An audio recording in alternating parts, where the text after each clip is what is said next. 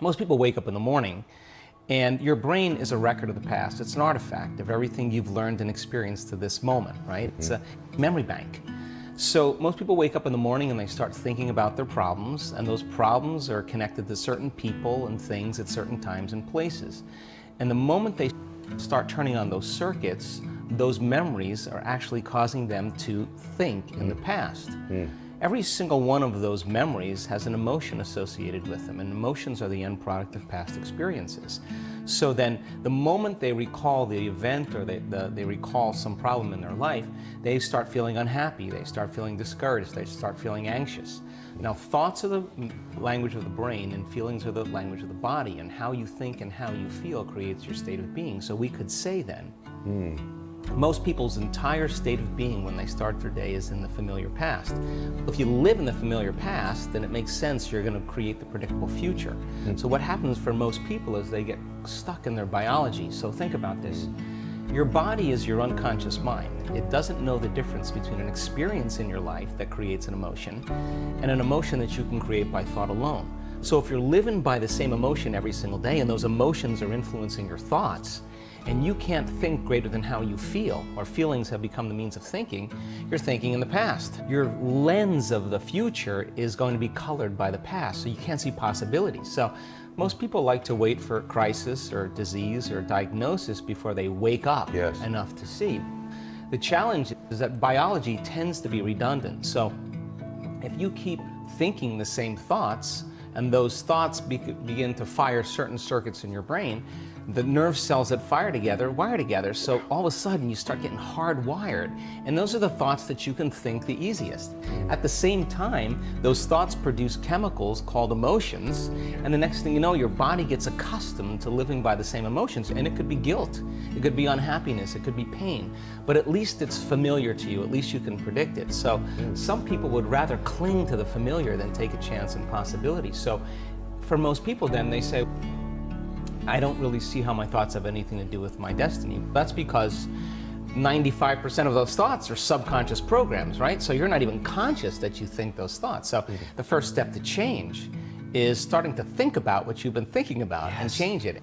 And then when you begin to observe those thoughts, you're no longer the program, you're the consciousness observing the program. So most people though, when you do that, when you decide to really take a look, it's like lighting a match in a dark place. So you feel uncomfortable. It's easier to turn on your TV, it's easier to play with your cell phone, to distract yourself from those feelings. When you understand that change really requires becoming uncomfortable to a certain degree, and that's normal, that you're leaving the known and you're stepping into the unknown, then it begs the question, what thoughts do you want to fire and wire in your brain? Because your attention on those thoughts begins to reorganize circuitry, remold the brain. Because most people are waiting for their life to change so they can feel gratitude, to feel abundance, to feel whole. That's the old model of cause and effect. So if you're living with emptiness, you're living with lack, you're living with pain, most people have been conditioned that something out there has to take away this emptiness or feeling inside of them. But if you believe that you're creating your life and you're living by lack, lack isn't going to create abundance, right? So then it makes sense then that you don't really actually create wealth. You generate wealth, you generate abundance. So the moment you start teaching your body emotionally what that future is going to feel like before it's made manifest, your body, as the unconscious mind, believes it's living in that future in the present moment. Now, it's a scientific fact that it's the environment that signals the gene, okay? The end product from an experience in the environment is an emotion. So when you begin to embrace an elevated emotion, you're beginning to signal the gene ahead of the environment. What's the importance of that? Genes make proteins, and proteins are responsible for the structure and the function of your body. And the expression of proteins is the expression of life. So by you creating an elevated emotion and teaching your body what that future will feel like before it's made manifest, your body's starting to live in that future reality in the present moment. Now here's the key. If you were able to become familiar with gratitude, become familiar with wholeness, become familiar with abundance, to become familiar with freedom, and you're able to generate those chemicals every single day, more than likely you would be walking around feeling like your future has already happened, and you would no longer be looking for it to happen. You would already feel like it has happened. Now, what is the importance of that? You're literally becoming somebody else. Yes. So you're leaving your lack, you're leaving your guilt, you're leaving your emptiness behind. So your personality literally is made up of how you think, how you act, and how you feel. And how you think, how you act, and how you feel is your personality, and your personality is intimately connected to your personal reality, your life. So then if you want to change your life, your personal reality, you got to change your personality. And here we go again. You got to start becoming conscious of your unconscious thoughts. You got to start noticing how you act, how you speak. You got to pay attention to how you're feeling. Some people would live in guilt their whole entire life and don't even know it's guilt because at least it feels like them. So then when you start doing that, you begin to objectify your subjective self. So then when you begin to make small changes, back to thought, a new thought should lead to a new choice. A new choice should lead to a new behavior. A new behavior should create a new experience, and a new experience should create a new emotion. Yes. And that new emotion is teaching your body chemically to understand what your mind has intellectually understood. Now your body is embodying the truth, right? So then the new emotion should inspire new thoughts, and that's called evolution. So how do we get stuck? It's really simple. The stronger the emotion you feel from some event in your life, be it a betrayal or a trauma or whatever, the more altered you feel inside of you, the more you pay attention to the cause outside of you. So the brain takes a snapshot. It freezes an image and embosses that pattern neurologically in the brain. That's called a memory.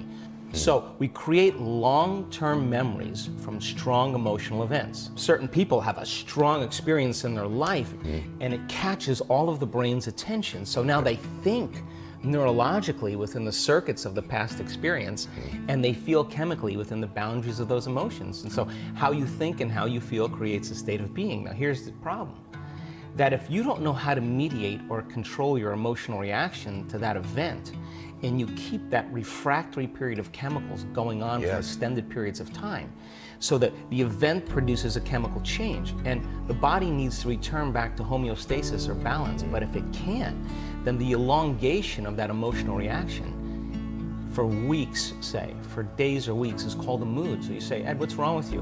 I'm in a mood. Why are you in a mood?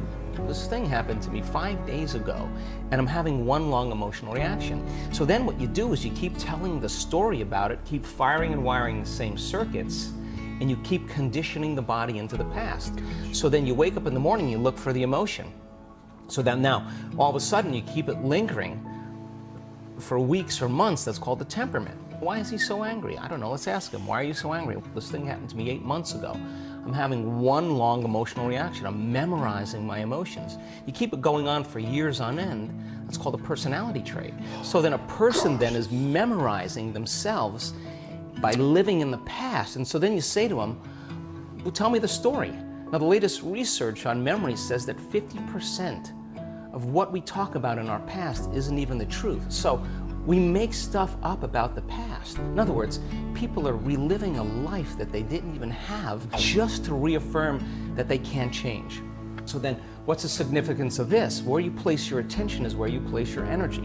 Period. So then, the stronger the emotion that you have to some problem or condition or person in your life, the more you're paying attention to them. So they captured your attention. So you're giving your power away to that person because they're capturing your attention. So then there's an energetic connection to every person, everything in your past, present reality has your energy connected to it. So now, this is the significance. When a person really decides to be defined by a vision of the future instead of the memory of the past, the hardest part about it is all of a sudden becoming conscious and not making the same unconscious choice.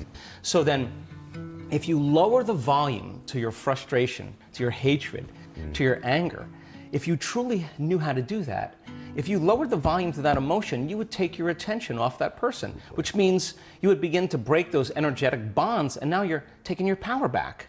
You're calling energy back to you, and we've measured this, and all of a sudden it builds this bigger electromagnetic field around the person's body. That's energy to heal. That's energy to create a new future with, right?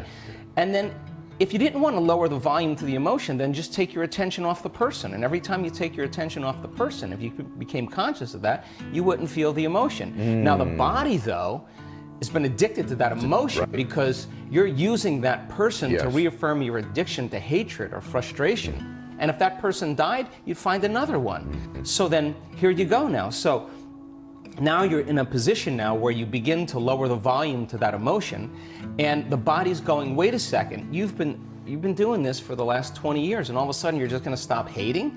And the body says, I've been conditioned this way, and conditioning is based on the past. So when the body feels the lack of that emotion, just like a drug addict, it says, hey, you're off schedule here. So now the body starts influencing the mind to think about experiences that are embossed in the brain that are based on that emotion. So the emotion now is causing you to think in the past. If we teach a person then how to trade that frustration or that hatred for an elevated emotion, teach a person then how to trade that emotion for an elevated emotion. So you're going to give that up, and you're going to practice feeling gratitude, as an example. Yes. And the person says, I can't feel gratitude. And I say, absolutely you can, because you don't practice feeling it. You practice spending most of your time feeling hatred and frustration. So now it's going to take a little time to cause that heart of you to bloom, or your heart of yours to bloom. Once they're able to feel even the smallest measure of gratitude, where they start feeling appreciation, thankfulness, gratitude, its emotional signature, when you get something, when you're receiving something, when something has happened to you, or when something is happening to you, you say thank you because you're receiving something. So the emotional signature of gratitude means the event has already happened, or it's happening to you. So the moment you open your heart and you feel gratitude, that emotion then is telling the body that the experience has already occurred, and the thought then can make it into the body because it's consistent with the thought. So now you're beginning to program the autonomic nervous system into a very specific destiny. You got to maintain that modified state of mind and body your entire day, independent of the conditions in your outer environment, independent of your body's cravings of those emotions and habituations, and independent from time. And if you can, get ready, because something weird or unusual, some synchronicity, some coincidence, some opportunity is going to land in your lap. And you didn't have to go and get it. Yes. It came to you. Now you're the vortex of creation. So if you say to me, I was feeling gratitude, but then there was traffic, or my coworker sent me a nasty email, then I would say, oh my God, you mean you're allowing your environment, your outer environment, to control how you feel and think?